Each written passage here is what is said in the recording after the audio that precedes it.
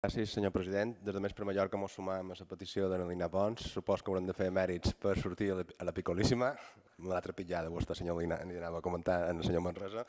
I clar, jo crec que el senyor Campos jo li recomanaria que argumentés en funció dels mèrits que ha fet Vox per sortir o perquè les entrevistin, més que per quota. Els periodistes, evidentment, a les entrevistes ho fan en funció d'interès o de temes d'interès i no per quotes. Així funcionen normalment aquests espais.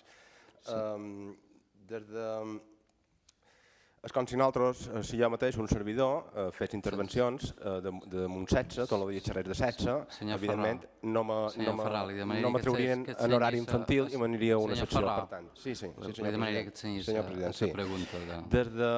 Jo crec que és important, senyor Manresa, el paper de servei públic essencial i estratègic que té IB3 Ràdio durant aquesta crisi.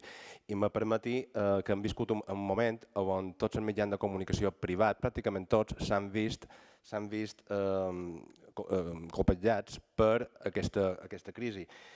Durant aquests mesos han anat perdent hores de feina, moltes hores de feina de periodistes, molts d'ells periodistes permanents o ocasionals en el Parlament de les Illes Balears, com a Carmen Morales, com a Miquel Àngel Font, com a Miquel Adrover, com a Virginia Eza, com a Àlex Cortés, i un llarg etcètera.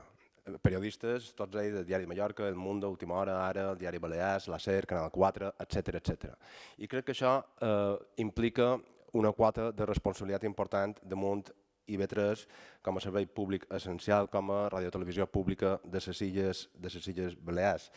Jo des d'aquí, el primer de tot, és enviar una abraçada a tots aquests mitjans, a tots aquests periodistes que s'han vist afectats per ERTOs parcials o totals durant aquests mesos.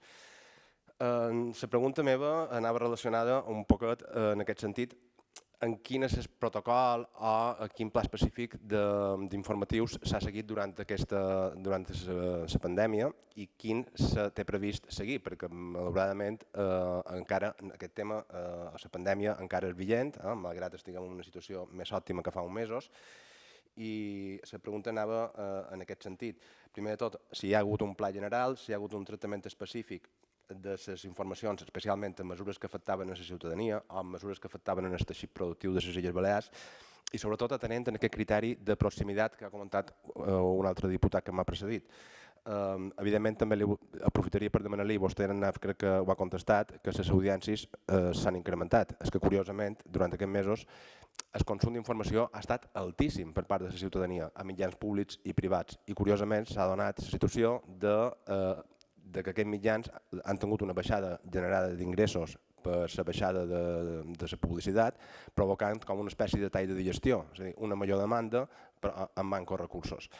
I simplement demanar-li per això, el tractament específic dels informatius, pla general, si n'hi ha hagut o no, i que se té previst fer d'aquí en endavant i sobretot atenent en aquest principi de proximitat que compleix sempre IB3. Gràcies.